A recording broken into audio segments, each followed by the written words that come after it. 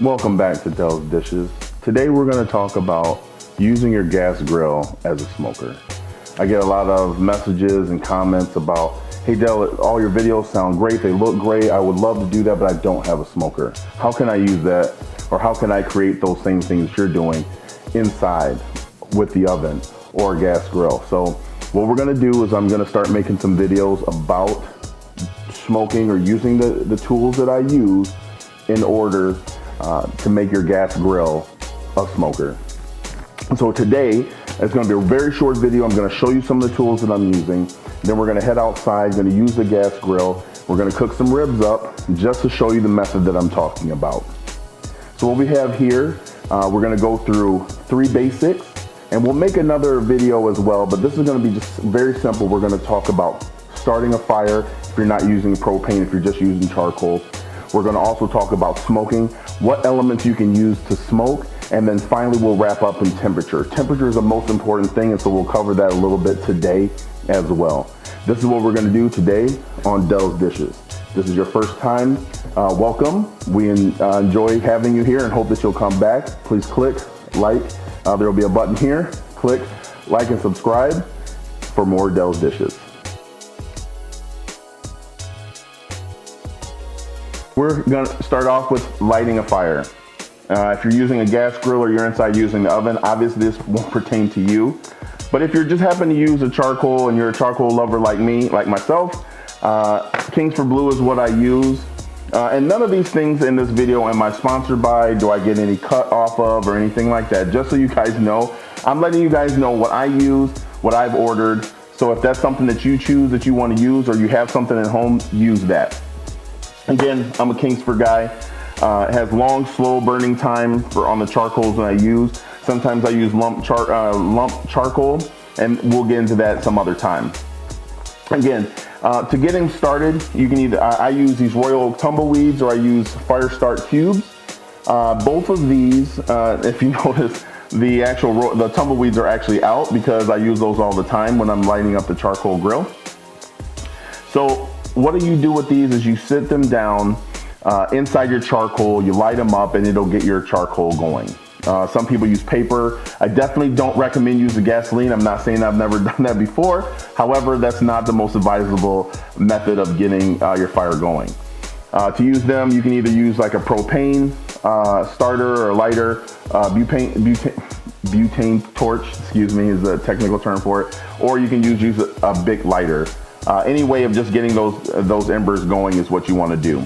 Now, if you're using charcoal, what I recommend is getting a chimney starter. What you do is that you would pour the briquettes inside of here.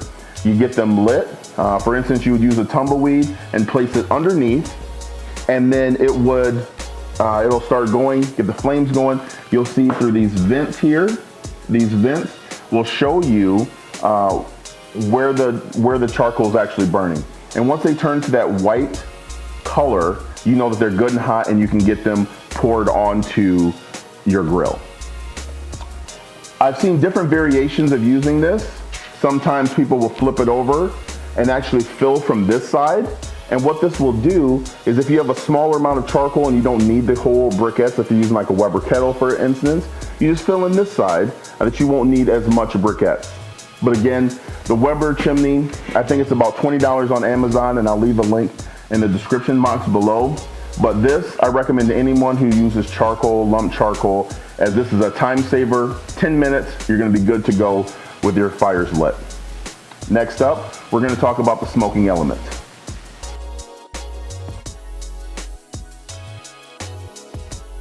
The smoking element of the grill. What we're going to talk about here is how do you get that smoke flavor infused inside of a grill. So what we're going to do is we're going to talk about chip burners, and we're also going to talk about pellet burners. Okay, we'll start with pellet burners first. This pellet tube, you would fill up with pellets all the way to the bottom. You'll start the pellets on fire here. You will stand it up, and after about 9 or 10 minutes, just like the charcoal chimney, you'll lay it flat on the grill, and all of the smoke will come through all of the billet holes that are inside of the tube in order to impart and infuse the smoke flavor onto your meat. Pretty simple. These are Camerons, and they have different types of pellets that you can put inside of your tube for imparting different flavors. Again, when you're cooking different types of meat, you want to make sure that you're using compatible flavors that go with it. When you're cooking lighter things, you obviously don't want to have heavy flavors like mesquite. And we'll get into that one day because that's a whole different topic, and there's so many different opinions, and I love to get in those kind of debates about what flavors, pecan, post oak, those kinds of things. So it's always a good conversation anytime you get some barbecue people together to talk about that. Next, we're going to talk about using wood chips. I am a post oak guy at heart. I love it. It's so versatile when you're talking about different chips. But inside of this mountain grillers, you would just fill your wood chips inside, and then once you do is you close it, and then through these billet holes on top, all of the smoke flavor will come out there as well. Now what we're going to do is we'll show a little bit later is when you're cooking on a gas grill, you want to use indirect heat, which means half of the grill we're going to leave on and half of the grill we're going to turn off. The side that we leave off is where we're going to place our meat. And this will allow the other side of the grill to heat up, and through, as it rolls around and billows inside of the top of the grill, it'll start cooking. It's going to be low, it's going to be slow, but again, this is what's going to segue into our next part of why temperature is the most important thing when you're smoking. So let's get into that because that's always a fun topic.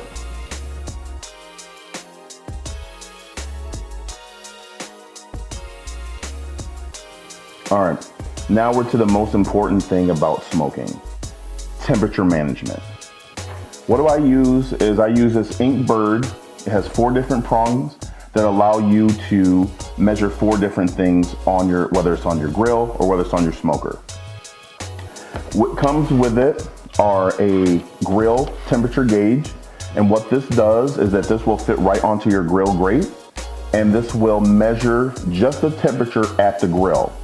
Oftentimes on top of a grill you will see a temperature gauge on top and it'll read 250. That doesn't necessarily mean that that's exactly the temperature that you will see that the meat sees right on the grill. So it's a very important distinction to know what is the temperature at the grill where your meat is. The second type of probe that comes with it is an actual temperature probe that will actually go into the meat. You'll place this into the meat, and then it will send all of the different readings back to your Inkbird. And I'm turning it on now. There's an application that you can download for this. It will read out what the different temperatures are on there. It's Bluetooth, and it'll be wireless so that you can connect with your application. This is about $50 on Amazon. Not the most expensive, but it works very well. It has very annoying alarms for those times when you're playing with the kids. My wife will attest to that it will just go off, but it'll make sure that you're not on the other end of burnt or dry meat. The other thing that we use is a Kaizen digital thermometer. This one has a very large digital display, and it's for quick readings. You'll place it inside the meat. It will then display what the temperature is, and it has a couple different settings on there, which will help you to understand where different parts of your meat, if you're dealing with a brisket, the point and the flat are going to be at 2 different temperatures. So you want to make sure that you're keeping an eye on both. Sometimes with chicken as well, you want to make sure what's in the breast versus what's in the drumstick. So those are the kinds of things that you want to measure. Having a quick read that's not necessarily, if you want to measure with this probe, it's awesome. But if you're needing to just get a quick measurement, if you're doing ribs or you're doing something small, this is a great way to get a temperature reading very quickly.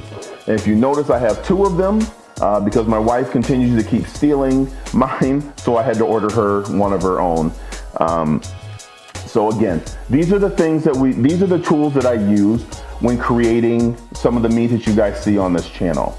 Again, there's some other things that I use, but just for beginners, this is what a very easy way how to use your grill as a smoker. So today, for a little treat, I'm not going to show you preparing the meat because we do that all the time, and I love making those videos that just focuses on the meat itself. Today what we're going to do is we're going to get a rack of ribs, we're going to get it out there on the gas grill, and show you how to make excellent ribs using these methods and these tools that we have today. So really quick, we'll just show you the results once it's done. We might even actually go out there and see the smoker tubes as they're going through. But again, that's what we do here on Dell's Dishes, good, bad, or indifferent. We will show you how it works and hope that you can use some of these tools, tips, and tricks. What I want to show you right now is I want to show you this temperature gauge that we have on top. So as we get a little bit closer here, you're going to see that the temperature says it reads that it's going to be close to 450. Now, if we look at our Inkbird, when you're looking at this light, you'll see that it's at 257. Hopefully it'll come into focus there. What this does is that I just wanted to show you guys there's a difference between what you have on the readout here, which is on the top of the grill, and what is actually on the grill grate itself. So there's always going to be a discrepancy between those two. Always make sure that you know what your grill is, because that's where your meat is. So I've already opened it up and spritzed it, but I want to show you guys what we have going on. I'm going to show you the smoker box that we were talking about a little bit earlier in the video as well. So you can see it's got a nice bark on it. It's coming in, again, we just spritzed this down. You see that the smoker has been billowing out, and we use some of those whiskey barrel chips, which is going to be something new today. But I want to show you temperature management, whether it's on a grill, whether it's on a smoker, is always going to be the most important thing. You want to make sure that you keep an eye on that no matter what.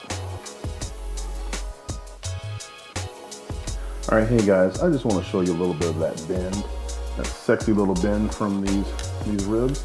And we're just going to go ahead, without further ado, cut right into these bad boys and see what we've got.